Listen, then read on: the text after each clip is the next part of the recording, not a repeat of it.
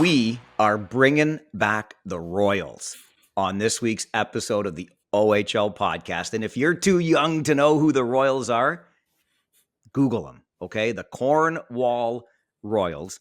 And we're bringing them back because, Dan, come on, admit it that I have never looked better than I do in this episode of the OHL podcast. Come on, I'm putting you on the spot. Let's go.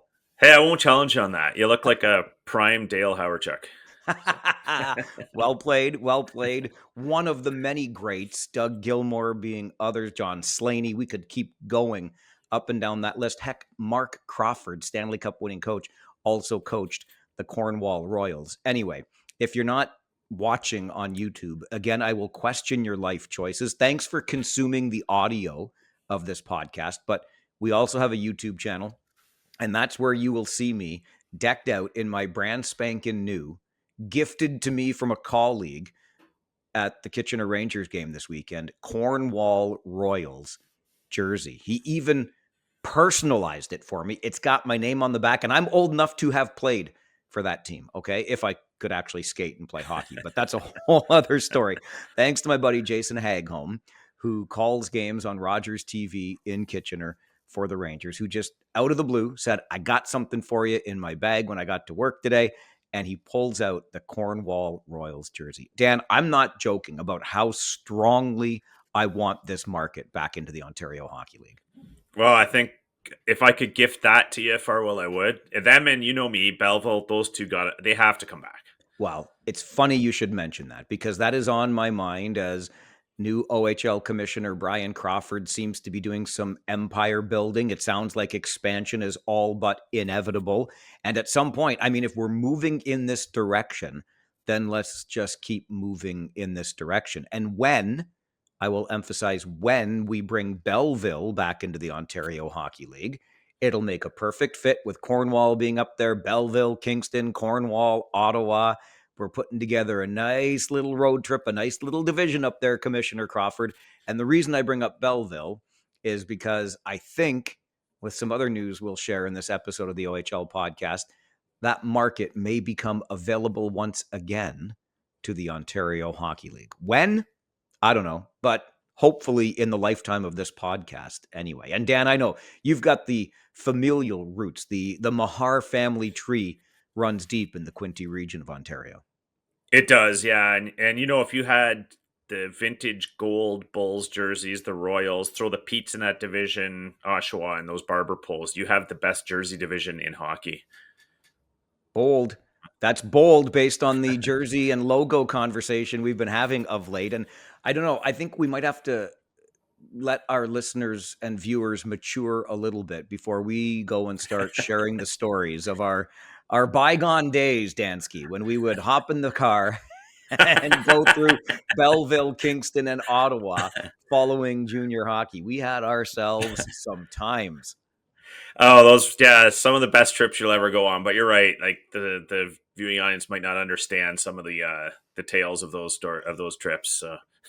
It seemed like a good idea at the time. And I say that about all of it, not just the trip, but everything that happened within it, including locking our buddy out onto the balcony one night. It's classic. That's what you do to your buddy in the wintertime when he's dumb enough to go outside with a door that locks from the inside.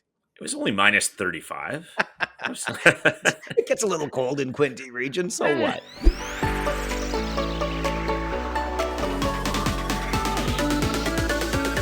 All right, let's get down to business. And the big business, of course, in the Ontario Hockey League is the trade deadline that has just passed. So the dust has settled. The rumors can be put to rest, and we can look at what teams did. And in a general way, Dan, as you look at the trade deadline that just was, what stands out to you, and why is it the Sudbury Wolves and Kingston Frontenacs? Well, I think what stands out the most is, like, did the whole league get the memo? It was the trade deadline, or just the Eastern Conference? Great question. but that stands out right off the top. But yeah, the Sudbury Wolves, interesting. We talked about this in the pre-deadline pod, where are they going to add? Because they're really in the mix, probably more so than they expected to be. And they did. And the Kingston Frontenac said, you know what? We're not rolling over. We're not rolling over for you, Barrie Colts and Oshawa Generals. Here we come as well. So to me, it makes it way more interesting when these teams do what they have to do and look at the composition of the roster. And there was a few curious teams on the Western side that kind of didn't do much of anything. And I felt like they kind of had to go one way or the other. Erie Otters, looking at you. But yeah, those were the first few things that jumped to mind, Mike. So when you talk about the Eastern Conference, the only conference getting the memo, let me add to that this, because you mentioned Sudbury and Kingston, obviously, and we can go into greater detail. And then, hey, we're not rolling over for you, Barrie and Oshawa, but we have to. We absolutely have to include in that the Brampton Steelheads, right? Because Yeah. they got into it early, adding Carson Rakoff in the offseason, and they haven't really stopped adding, including Connor Smith not long before the deadline, which, by the way, having had the chance to see him this past weekend with Brampton fits in real nice. Like, that guy is a great piece. But you take Sudbury, Kingston, Barrie, Oshawa, Brampton. That's 5, Dan. Okay. I'm doing the math here, so correct me if I'm wrong, but only 4 teams get to come out of the first round of the OHL playoffs on each side. So that means one of those 5, and listen, we're not even yet talking about Brantford, Niagara. I think we've got 7 teams, 3 of which are going to be disappointed after round number 1, but particularly those first 5 who have clearly added to their rosters with aspirations of doing something special. Yeah, it's absolutely true. Someone's going to be bitterly disappointed, right? But that's the game we play. That's the industry we're in. And if you just decide, well, I'm not sure we're quite as strong as the strongest team, so we're not going to do anything, or we're going to sell, you're in that loser mentality, right? So I respect all these teams that took a shot and did what they have to do. And yeah, fair point about Brampton. We kind of forget that they did a lot of their work early, but we talked about them needing to bolster the back end, maybe with some shutdown types to help Finn Harding back there, and of course Connor Smith, and getting Stevie Leskovar back as well, and Vilmer Ulrichsen coming in on the wing from Guelph. They added size, Mike, so they're gearing up for the playoff wars. And I think if they look presumably to the league championship and thinking like a team like Windsor you might run into there, and there Windsor is huge as well, also adding Luke McNamara, who's got size. So a couple teams are hedging their bets on size, Mike, and want to be able to win those wars. Don't forget Wyatt Kennedy in Windsor Yeah. as well, a piece they were looking for on their blue line for sure. You mentioned Stevie Leskovar coming back to the Brampton lineup. That'll factor into the wraparound a little later in this episode of the OHL podcast when we take a look at every market in the league, including the market where the team exists that you cheer for. So you'll get your information then as well. Let's start, Dan, by talking a little bit more about Sudbury, because as you mentioned, a week ago, we were wondering, are they in? Are they out? Are they dipping their toes into something?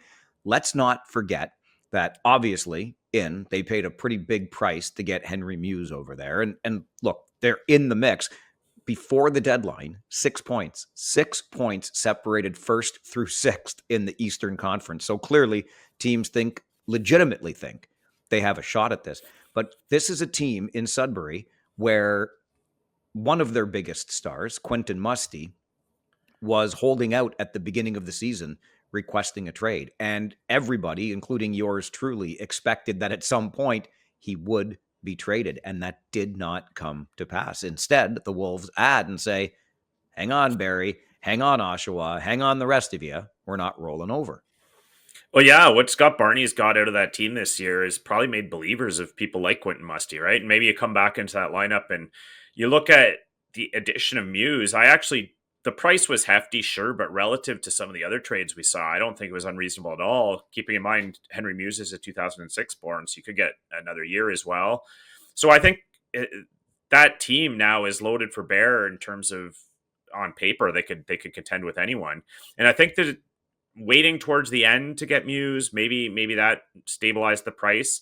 I think there was a whole lot of uncertainty in these trades this year too, Mike. When you look at the NCAA dynamic we've talked about, a lot of teams got a lot of free assets, so maybe they felt we don't have enough room to add bodies.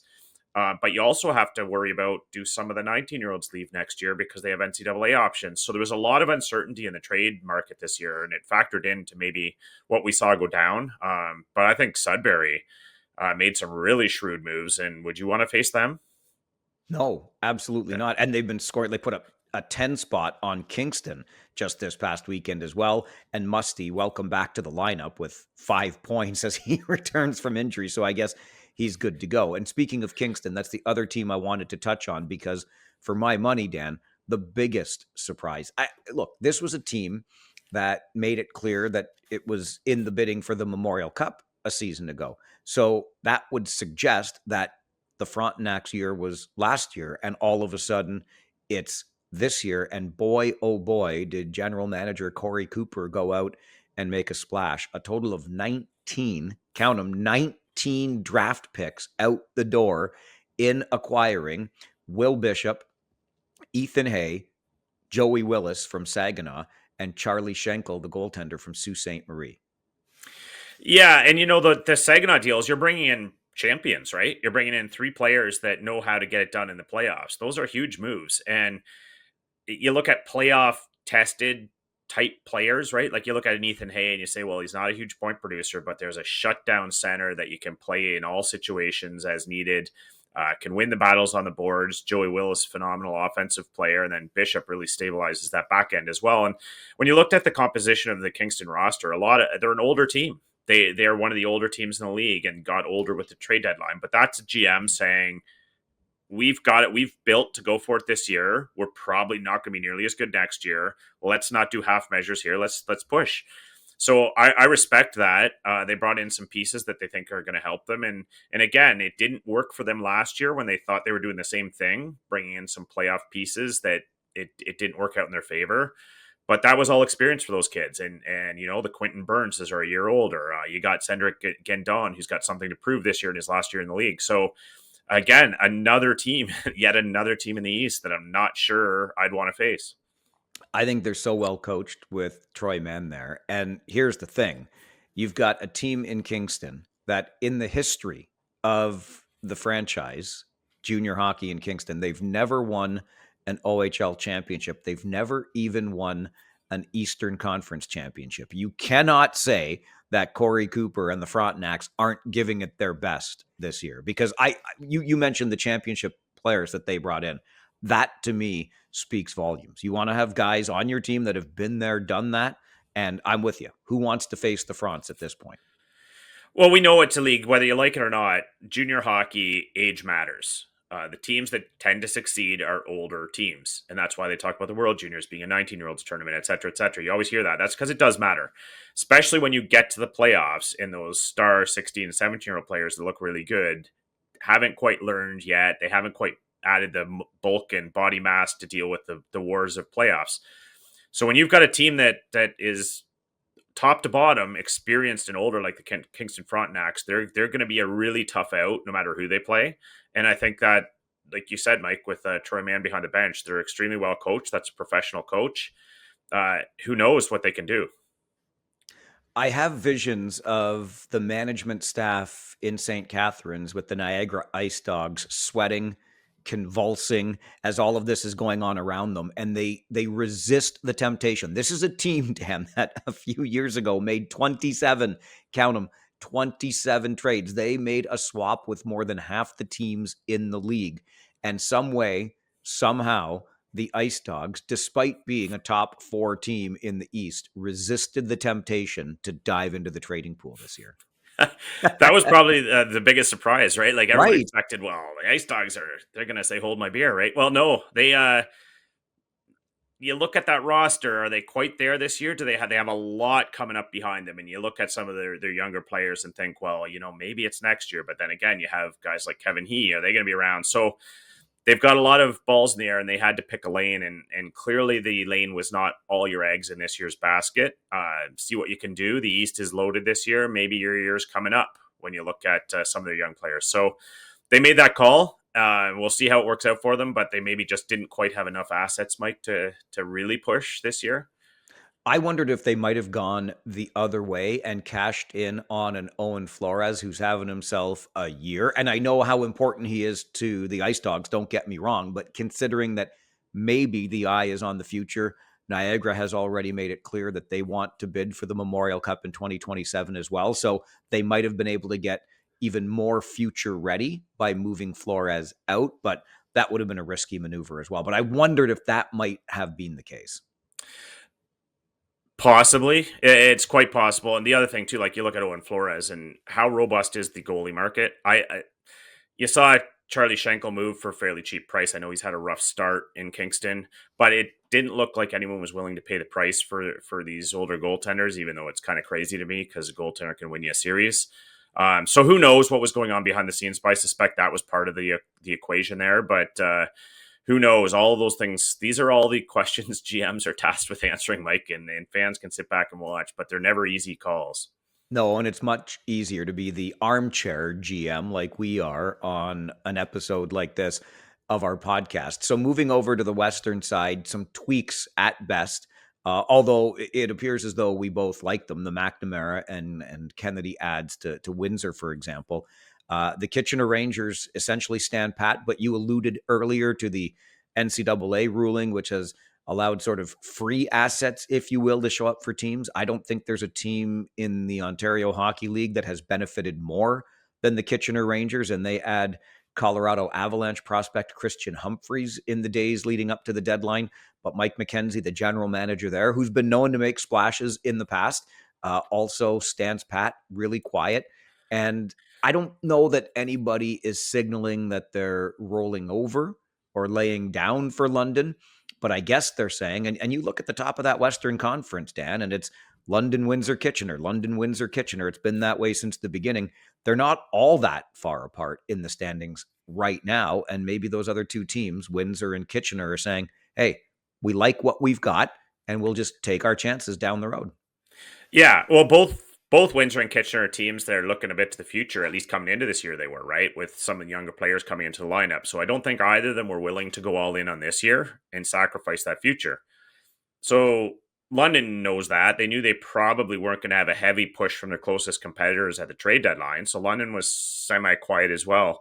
So that kind of tempered things down. The team I expected to do a fair bit was Erie, and they're in turmoil with everything that's gone on recently with injuries and just not performing as well. So they kind of stood pat as well. So there was this trickle down effect in the West, but uh, you look at tweaks that a team like Windsor made. You talked about Kennedy and McNamara and bringing some size, some playoff tested. They wanted to give their crew enough assets to make a run this year, maybe get at least 3 rounds, if not topple London. So they didn't want to sit back and do nothing. And then Kitchener had a really unique situation. You mentioned all the guys coming in from south of the border from the BCHL, and they just have this enormous wealth of bodies. The struggle there is when these guys come mid-season, you're obviously not going to turn around and flip them right away. The agreements are that they're going to play in Kitchener. You have these other bodies who have not logged enough playing time necessarily to build up asset value. You might not want to give up on them yet. So it's hard to move a lot of those pieces mid-season, Mike, and get any value for them. So it was kind of a tricky situation for Mike McKenzie, and maybe just says, we're well coached. We've got the best goalie in the league. Let's stand pat, not mortgage our future, and see where it gets us, and roll those dice. So it was a weird dynamic in the West this year. I really like what Kitchener did because when you see the moves that were being made earlier in the season, leading up to the deadline, you see all the draft picks that are being moved back and forth. Again, I'll reference those 19 picks that the Kingston Frontenacs used to bolster their roster for today. But the temptation obviously had to be there for Mike McKenzie to say, hey, what could I use from my roster to cash in on those draft picks? Because Kitchener also has made it clear they'd like to bid in 2027 for the chance to host the Memorial Cup. So that's the year they're kind of planning towards. But what I really like about what the Rangers did or did not do is essentially, to me, by not moving more assets. Because look, when you move a 52 goal scorer like Carson Rakoff in the offseason, it's almost like hanging the sale sign, the for sale sign out front, right? People are going to be making inquiries about other players on your team. And the temptation might be there to cash in for draft picks and fill that cupboard to overflowing. But what is that really saying? I look at what the Rangers did or did not do now as saying, look, we've got the picks that we need. We filled in some gaps that were there from previous runs, and we like our players. And I kind of like that approach. Like London went out and spent pretty big to get Cam Allen, but you don't see the Knights do things like that a whole heck of a lot. They draft well, they develop well, and they basically say, this is our team. We might nibble around the edges of things, but it's not like it often happens where they're going out and getting, 10 or more draft picks in a single trading season. So I like the quieter deadline from Kitchener's perspective. Yeah, I mean, if you draft well and develop well, you don't need 100 draft picks. You just make good on the ones you do have. And I think Exactly. Mike McKenzie's plan, we heard it in the offseason when he made that trade, was he knew he needed to fill in some of the holes in the draft database. Sure, got those through Rakoff. I wonder though if he was kind of seeing how things would go, because I'm not sure that Kitchener expected to really be in the mix this year, and probably had a plan B to see, you could get a really good offer for a player like Matthew Andonovski. Um, However, they've played so well. How do you tell your team, you guys have been great.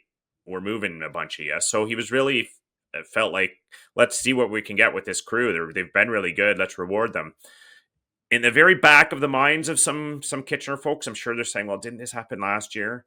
Team came out terrific out of the gates, was really good, started to buy, then kind of I don't want to say flatline, but kind of leveled off for the second half of the year and didn't get terribly far in the playoffs. They're saying, well, did we not learn from the past? But every year is different. Every team is different. There's a different composition this year, and I think these GMs have to look at, you've got these young players. Is a little bit of playoff experience great for them? If you can get them a second round, you get them a playoff series win. I know fans will say, well, there's no point going for it if you're not going to get past round 2 or round 3, but there is a point.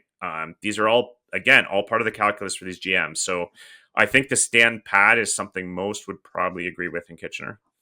So related to that, you like your team, you like the young players you currently have, you expect to draft well. You don't need 3 second rounders next year because you're going to do well on the second rounder you have, et cetera, et cetera. I think there's a comparison here, or at least a talking point, to the Owen Sound attack. A year ago, they surprised us at the deadline by going out and adding Connor Smith and Sam McHugh to a team that we weren't really sure had the jam, and it turns out it didn't, to go deep in the playoffs. But last year, Connor Smith and Sam McHugh come from Peterborough to Owen Sound in exchange for Nico Addy, a first rounder for Owen Sound a year ago, Martin Matejcek, a first round import pick, and a third rounder. So the attack add 2 more experienced bodies and move out youth and 1 pick. This year, the attack turn around and sell Smith and McHugh again. And what do they get back? 7 picks for Smith, 2 seconds, a third, a fifth, a sixth, a seventh, and a 10th. And for McHugh, they get a first-year player, a first-rounder from Flint and Cole Zarowski, and a 15th round pick. What would you rather have? Do you want to have the players on your team that you drafted, or do you want to fill up the draft cupboard? I find it so interesting, the year-over-year comparisons with what Owen Sound has done. Yeah, it's an excellent point, because I have to admit, trade prices never make sense to me in the OHL. You see these like enormous prices paid for players who have a couple months left in the league, some of whom aren't even top tier players. They're kind of second level players or even tertiary players. And then the price for a player that's probably coming back because you're younger is maybe an extra pick or two. And that never made sense to me, because the deals you just described, perfect, turn around the next year and flip them for everything you just paid for them. So you almost get those months for free this year. So if I'm strategizing, I'm looking for those players that are on the market as well, because the prices don't seem to match relative to the service time left in the league. So the shrewd GMs find those deals, and yeah, Owen Sound just did extremely well on those, if you ask me. Was that Flint deal for Sam McHugh, flipping Zarowski and a 15th rounder to Owen Sound, the strangest deal of this deadline? Of this deadline, yes. I was Yeah. going to say Oliver Peer last year that those same Firebirds were involved in was also puzzling. I guess you're just identifying a type of player, a type of personality, a type of dressing room guy that you feel is going to get you somewhere this year or change the dynamic. But giving up a terrific 2008 like Cole Zarowski, you always, I cringe when I see those deals, Mike. You better know what you're doing when you do those. Yeah, and you hope you know what you're doing when you're made the draft pick to get a guy like Zarowski. That's why I go back to what Owen Sound did last year. Nico Addy, we drafted him, but we're going to move him out for Connor Smith and Sam McHugh. And this year, we're going to bring back draft picks. I just think it's so interesting when you look year over year. And another year of trade speculation and trading is done. And now we settle in for the second half, which promises, like, I almost wish, Dan, I was working on the other side of the league, because that East is absolutely wild right now.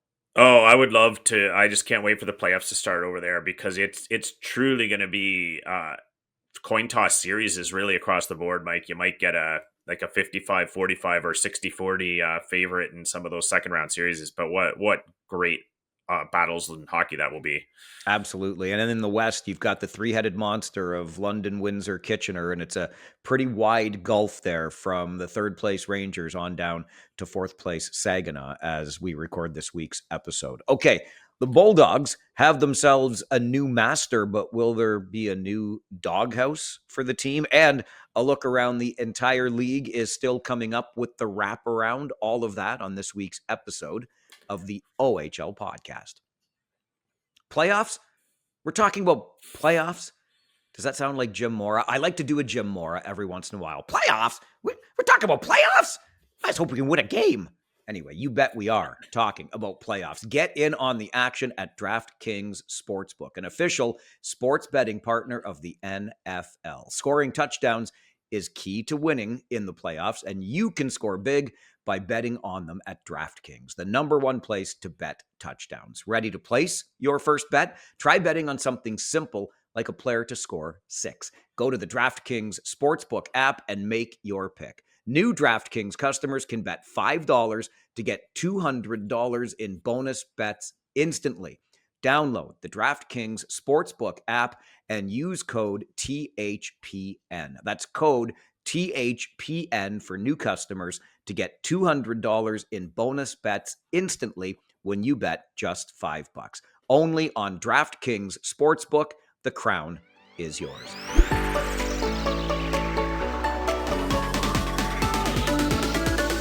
Dan, one of my favorite things about the modern day is how loyal fans are when it comes to following their team. So look, I work in one of the most ancient mediums in the world, AM radio. But I'll tell you what, when Kitchener Rangers fans travel and I broadcast Rangers games, they love listening online. I get notes from literally all over the world. Hey, we're in Australia. Hey, we're on a cruise over here. You name it, because they're following the team even when they're away. And it's hard for an old guy like me to wrap my head around stuff like that. I'm on an AM radio station in Kitchener, Ontario, Canada. However, I get it. I know how this stuff works. And here we are on the OHL podcast, which of course gets on this thing called the World Wide Web, right? And an email we got this week to ohlpodcast@rogers.com comes all the way from India with the introduction, Namaste. Love it. Canadian living in India, bringing up the global audience of the OHL podcast, was following the World Juniors. And when he finished watching something, our podcast came up as the next recommended on YouTube. Thank you, algorithms. And our friend from India, Dan, wanted to know via email to ohlpodcast@rogers.com, can someone under contract to an NHL team own a team in the CHL? I'm confident that Dan and I would have answered in the affirmative, because this is not just hindsight here, but we've been around the league long enough to know that. And just in case you thought we were pulling your leg, hello, Zach Hyman and the Hyman family, who are the new owners, Dan, of the Brantford Bulldogs. Yeah. Does this make us the top rated hockey podcast in India, by the way? I hope so. I think so. Okay. How could it? Yeah. Okay. Any of the other Indian podcasts, get out of our way, because the OHL pod is coming for you. Awesome. Yeah, absolutely. The question gets answered in spades this week, does it not? With Michael Anlauer selling the Brantford Bulldogs and leaving a rebound that Zach Hyman taps home. Is that fair Heyo. description? Well played, sir. Well played. Yeah, but it's great, right? A longtime hockey family in Ontario, and clearly, I mentioned on the podcast last week that Michael Anlauer would have sought someone with a similar vision and commitment to the community. And with this purchase announcement comes a lot of assurances that this is in Brantford for the long term, and the commitment is there for the building, for everything that they wanted to hear. Which is what we usually hear at times like this. I can understand if fans are a little bit cautious around it, but I'm hoping for the same. As I said last week when we talked about this, Dan, because the cat was kind of out of the bag by that point. I do think, and I mean no disrespect to the Hyman family, because I don't know them at all. You just touched on it. Michael Andlauer moving the team into hands that he think will maintain the commitments that he's made and treat the team in the same way that he has, which is great. But he was a terrific owner for this league. So the hope would be that the Hyman family follows right along in those footsteps. Couple of things here, and I alluded to this earlier when we were talking about Belleville. Michael Andlauer obviously still owns the Ottawa Senators or has controlling interest in that NHL club, and the Belleville Senators, the Baby Sens in Belleville. That's the team I suspect that Michael Andlauer will eventually move back to Hamilton when First Ontario Centre is renovated and ready. And that's where I think the market in Belleville opens up to the OHL again. I don't have that on any great authority at this point. It just makes too much sense for it to not happen at some point down the road, but we shall see. And then to your point on Brantford, what happens in the Telephone City, which has just welcomed the Ontario Hockey League back with open arms. They love their Bulldogs there. They sell out that barn. Yeah, it's a small barn, but they are a rabid fan base. Well, sounds like we're almost minutes away from the consummation of a 15-year lease deal on the new arena that Brantford City Council has pledged to build in the city. So sounds like the Ontario Hockey League is going to have its footprint in Brantford for the foreseeable future. Yeah, and probably the best thing about that news for Brantford fans, Mike, is usually when you hear all those things aligning, you end up with a pretty competitive team too. It's there's a commitment there, there's money there, there's momentum there, and there's support there, and that should be a league force for a lot of years. The city of Brantford is going to be hosting the OHL Top Prospects game this week. I'm going to be in the city for that. They've got a big media conference plan to more officially announce this. Andlauer will be there, some representative of the Hyman family, the mayor of Brantford. So I'll get as much scuttlebutt as I can while I'm there. But everything sounds like it's moving in the right direction here for the OHL to keep that footprint. And then I think the next big question is, when do the Belleville Senators move, if they do at all, and does that open up the Quinte region again to the Ontario Hockey League? Music to my ears, and the signs are starting to all become positive for that, and I think it would be a really welcome addition. I could not agree more.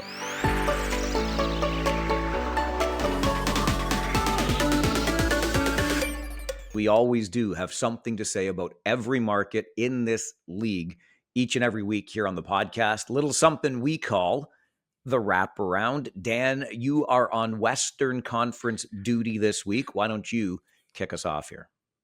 Sure. Well, I'll start in Erie. I referenced them earlier, and they had an eerily quiet deadline, I'll call it.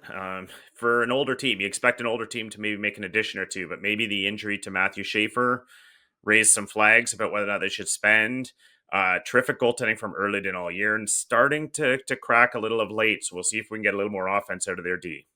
All right, to the Eastern Conference, and the first stop is in Barrie, where you can make it not one but two gold medals for Sam Hillebrand at the World Juniors, as the Colts goaltender made it back-to-back championships with Team USA. Now, Hillebrand's OHL club not quite having the same success of late, as the Colts have dropped a season-high 4 straight, including back-to-back 5-2 losses to Owen Sound and Peterborough. They'll get it together. They will. Moving to Flint, Coach Paul Flash given a 5-game suspension for remarks uttered during a penalty review. I would love to know what remarks were uttered to get 5 games, but maybe Sam McHugh will have to come in and coach the first couple games there. Oh, I like it. The player coach, right? Let's go. A little bit of slap shot action there. In Brampton, the Steelheads, now be careful here. They've got points in 6 of their past 7 games, winning 4, losing 2 in overtime. Now, Brampton, here's the thing, has only played with a full lineup twice in 39 games this season. Just twice. The last time was back on October the 6th versus Niagara. That's when Jack Ivankovic and Ice Dogs goaltender Owen Flores got into the goalie fight. They both get suspended. And then from that suspension for Ivankovic, various injuries, the World Juniors, etc., Brampton has not iced a full lineup since. Just let that sink in. Not since October the 6th. They do expect, though, to be able to ice a full lineup this weekend against Owen Sound and Kitchener. You mentioned Stevie Leskovar earlier, Dan, back, etc.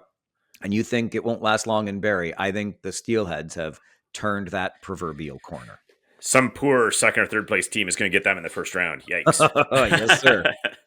Okay, on to Guelph. Just want to extend thoughts to 17-year-old defender Noah Jenkin, acquired from London earlier. Spent the night in hospital in Flint after taking a nasty hit to the head in the game there. Looks like signs are positive, but all the best to Noah. Hate to hear stuff like that. And can I just ask a question related to it? Why when the game is on pause because Jenkin is hurt, are we waiting for an ambulance to get to the rink? Did I miss something there? Like, shouldn't there be one there already? So correct me if I'm wrong. I might be wrong here. My understanding is that there was one which took him. They had to wait for a replacement before resuming. I believe is Gotcha. the case. Okay. I like that better. Good job by you Firebirds. And that's the way it should be. And yes, let's wish Noah Jenkin the absolute best. In Brantford, Patrick Thomas picked up career assist number 144 in the Bulldogs 5-4 win in Peterborough. Why is that significant? Well, assist number 144 makes Patrick Thomas the all-time assist leader in Bulldogs franchise history. Who does he pass? None other than Logan Morrison. Nice. So moving Kitchener, we already referenced it, but added yet another commit to the NCAA with center Christian Humphreys, a 2022 11th round pick, had been playing for Michigan. So one of the few that was actually playing NCAA minutes this year who comes to the OHL, and Kitchener slots him instantly into their number 1C role. Kingston, where the Frontenacs scored 5 straight goals to come from behind for a win in the Sioux last Friday. Folks, if you're listening to or watching this podcast, you already know junior hockey is awesome, and this is why you never give up on the game. The Hounds led 5-1 with less than 4 minutes to play in the second period. And then Emil Pienemi, who won silver with teammate Thomas Juronen and Team Finland at the World Juniors, would score the OT winner. Juronen assisting on the winning goal in the Sioux. 5 straight goals in a little bit over a period, and the Frontenacs come back from behind to stun the Sioux Greyhounds. Yeah, look out for that team. Yeah, could be. Could be. And then we're talking about a team that was quieter at the deadline, London. But like you said, you don't have to make a bunch of additions if you make good on the ones you do. And Cam Allen in his first 8 games there, 12 points. That's a defenseman, remember, and a plus 12. Also, earlier they added for nothing Blake Montgomery, 17 goals in 23 games. So when your additions are that good, you don't need a lot of them. Unreal. Cam Allen is part of an embarrassment of riches on that London blue line. Embarrassment of riches. Speaking of teams quiet at the deadline, the Niagara Ice Dogs. Their first rounder, Brady Wasselin, posted a career-high 5 points with a goal and 4 assists in a win over Saginaw. Andre Loshko scoring goals in 4 straight periods over the past week. And Alex Asadorian played career game number 200 with the Ice Dogs. Okay, congrats, Alex. Yeah, Owen Sound, we talked about it earlier, but I just wanted to point out how much I love the pickup of Cole Zarowski. When you can make a tweak, give up a veteran player, and bring in the 6th overall pick from the most recent draft, and in his first 3 games up in Owen Sound, 2 points already, and the kid plays with some jam. Shrewd move for Owen Sound. North Bay showing us how we all want it to happen. The battalion naming Ethan Procession the 10th captain in franchise history. And what does he go out and do? Scores a hat trick in an overtime win over Brampton. North Bay also acquiring Zach Weigel in a deadline deal with Barrie. And Weigel has committed to RIT. I had to look it up. I didn't know about the Rochester Institute of Technology, but that's an NCAA D1 school for next season. That's where Weigel will play. Nice. Yet another one. Moving to Saginaw, I just wanted to point out that when you have a veteran-laden roster, start to move out some bodies, some opportunity for new kids, and really liked what I saw from a quiet addition at the trade deadline with Xander Villaris. 2007 D acquired from Kingston, looks really smooth, can play both sides of the puck, even though he's a stay-at-home guy, as well as Dimian Zilkin, one of the youngest players in the league, 16 points in 26 games. That's a star in the making.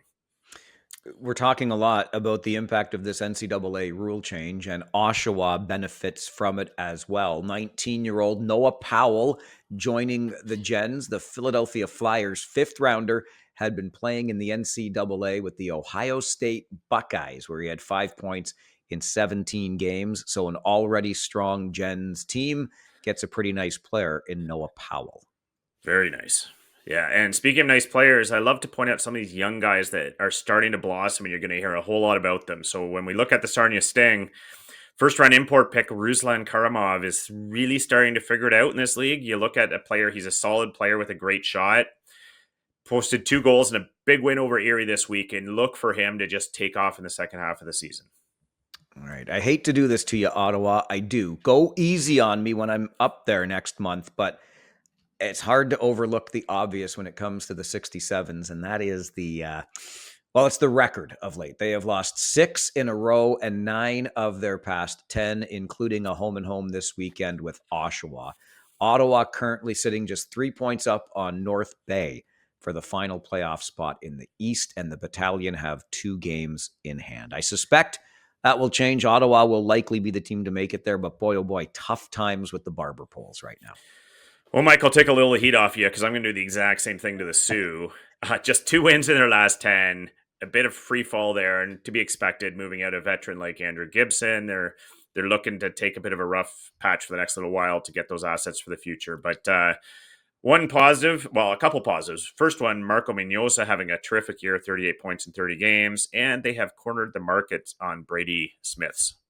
Yeah, thanks, guys. So there's a Brady T and a Brady J Smith that we have to. So for those of us who do play-by-play on AM radio, the ancient format, but still, come on, you got Brady T and Brady J, and then you got Brady Martin up there as well. So you got yourself a whole ding-dang Brady bunch in Sault Ste. Marie right now.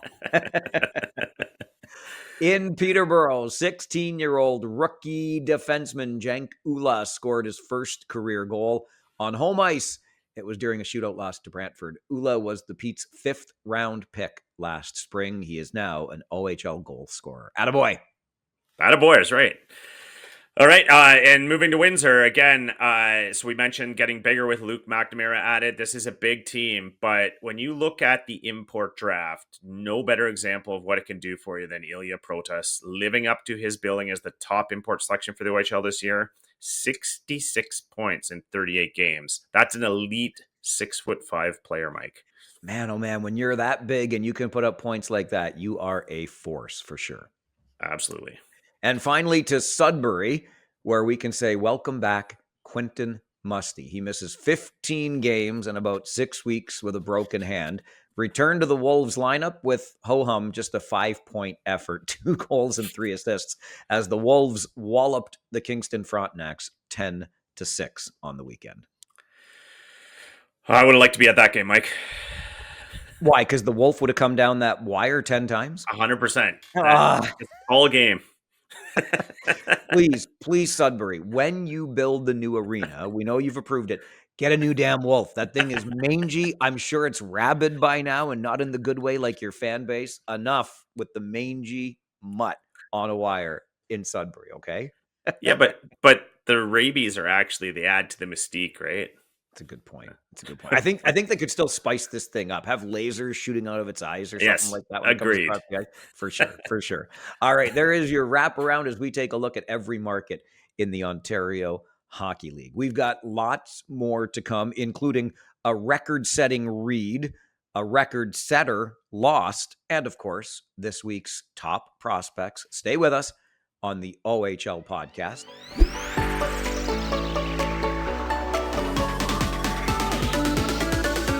Dan, the record-setting Reid I make reference to is Sean. And if fans are scratching their heads, wait a minute, who does Sean Reid play for? Well, he plays for the Zebras, I guess. But Sean Reid, a 25-year man as an official in this league, refereed game number 1,109. And that is more than anyone else has refereed in the Ontario Hockey League. Yeah, quite a feat. Congratulations to Sean. What a feat to get to that number. And I know in the NHL when they have officials reach these thresholds, they let them choose their counterparts for that game. And maybe Sean can answer. I'm not sure. Maybe they let him do it. But I think he was with Blake Beer that night, if I'm not mistaken. And I just wonder if they get to choose their crew as well, because it's quite an honor. And the Zebras don't like the spotlight, but every now and then they got to take it. Yeah, and I think it's worthwhile to recognize somebody for something like this for sure, and also consider what it takes to be in the league.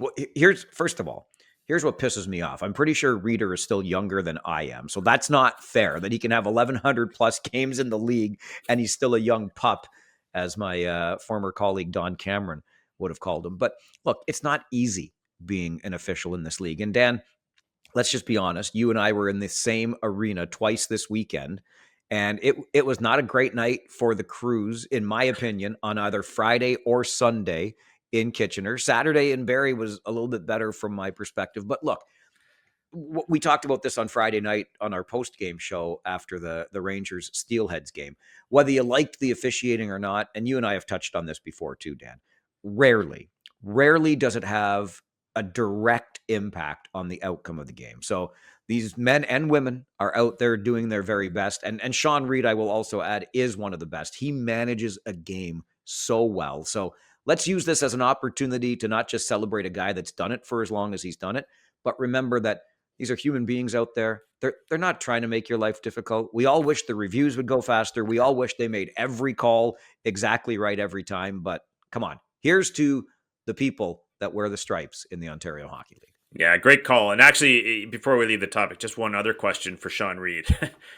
Do the players and coaches give you a break on a milestone game? Do they cut down on the yelling and the whining? I'm just curious because like it feels like it would be appropriate for them to give you a break that night. All right. I have a request out directly to Mr. Reid. When that request, if he ever decides to answer me, I'll get the answers to these questions. Did you choose Blake Beer or was he assigned to you? And did the players and the coaches in that game go a little easier on you on that particular milestone occasion? I'll bet you that sucker's got 500 more in him. You watch him go. Hmm, good. Well, I hope so because Yeah, the experience makes better officials, right? So yeah. absolutely. It's definitely good for the league.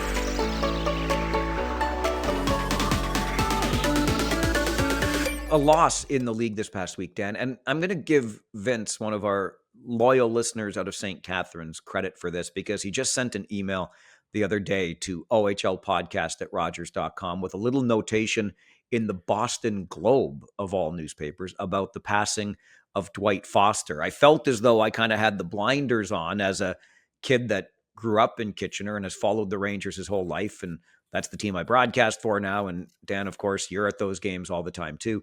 But really, this impact is being felt throughout hockey. He went on to a 500 plus game NHL career.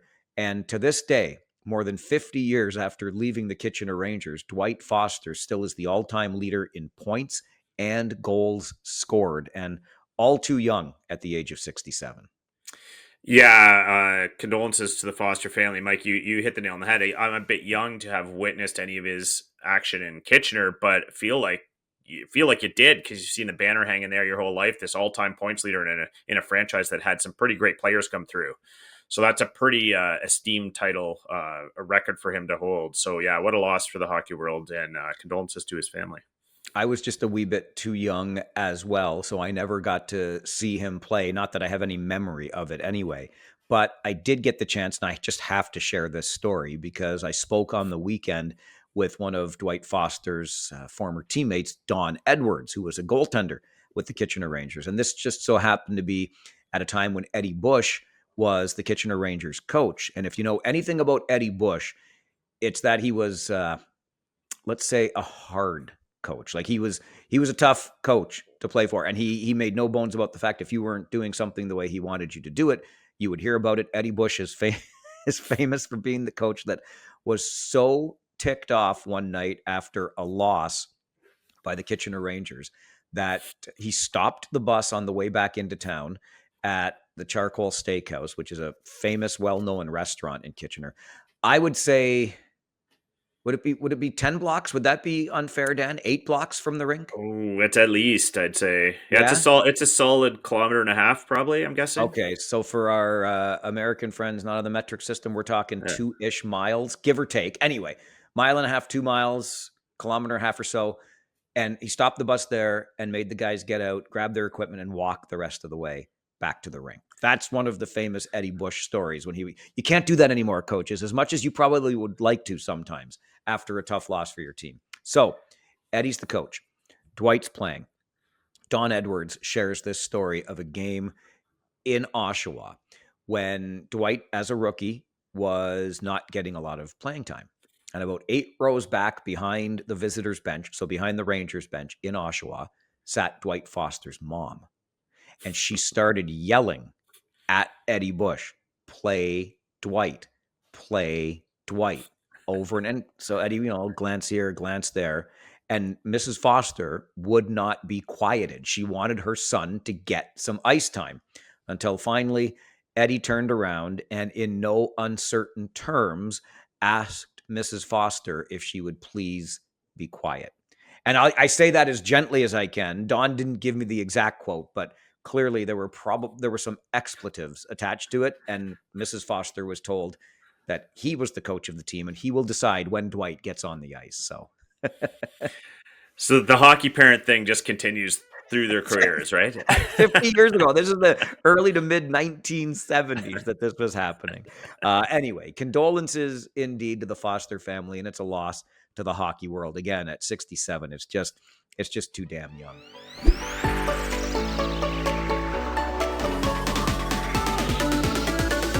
Another thing that happened in the league this past week, and what a special thing it was. So many stories came out about it and about him and his time in this league. I think this is just a great feather in the Ontario Hockey League's cap that Connor McDavid is a graduate of this league. And the Erie Otters found the way to make it work. The Edmonton Oilers were playing a game in Pittsburgh one night and Chicago another night. And right in between, they could have Connor McDavid come back to Erie, where he played 3 years in this league, and have his jersey retired.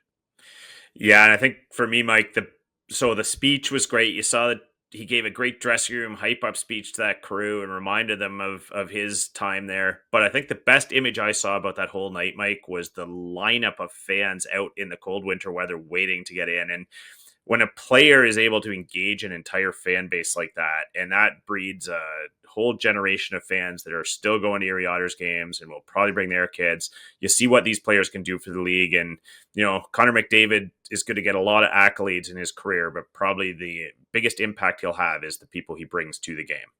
It's funny you should mention that huge lineup on a wintry night to get into the arena to see Connor McDavid. So I'll credit Aaron Cooney, who used to call games for the Otters and was in charge of their communications, for maybe the best of these stories. But I'll start with one that I experienced firsthand. It was late in the season of McDavid's last year in the league, and the Rangers were in Erie. So I interviewed McDavid, and I remember saying to him, I basically, like we often do with overagers, hey, reflecting back on your time in the OHL, how does it feel that you're now near the end of it? And I kid you not, the guy looked at me without hesitation, said, well, I might be back next year. Like, everybody knew he was going to be the first overall pick and would never see this league again. But that was just the approach that he had, right? Where he was where he was, and that's where he was putting in his best effort. And he wasn't taking anything for granted. But I've never forgotten that. And that's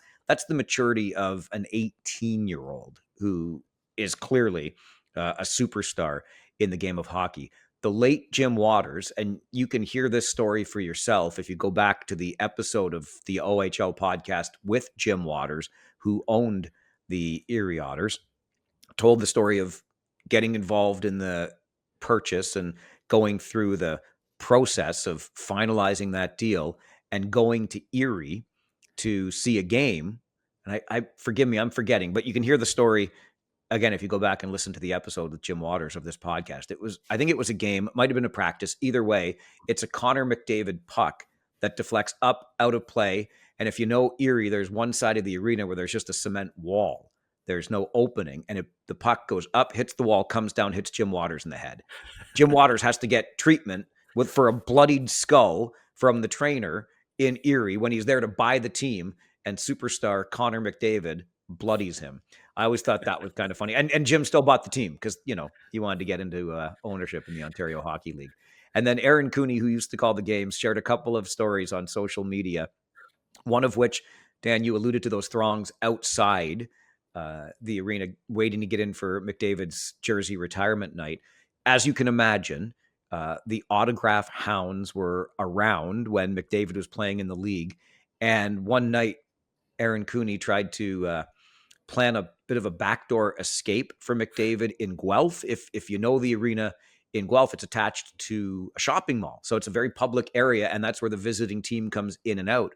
And McDavid said, no, I'm not going to take a back way. I'm going to go through the crowd and I'm going to sign for the kids that are there. And he did.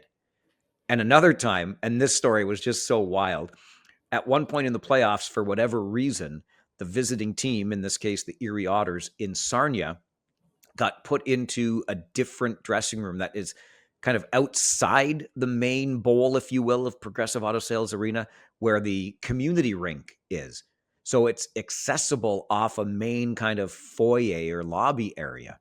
And during intermission, a fan came into the Otters dressing room trying to get an autograph from Connor McDavid. By that point, the Otters had to travel with their own security because of all of this, and they handled it. But Aaron Cooney shared those stories as well, and I thought we would be remiss if we didn't add them to this. I think the world of Connor McDavid, and I hope he leaves the National Hockey League with statistics that demonstrate he's one of the best ever. Because as a human, he seems to be top class for sure.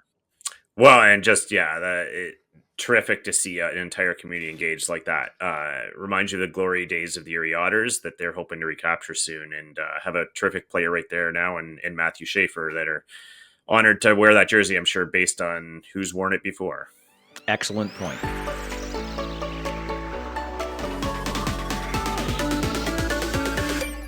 And that dovetails very nicely into one of the other things we do every week on this podcast, and that is take a look at a prospect that has caught our attention. We'll start with Dan. Who is your prospect of the week?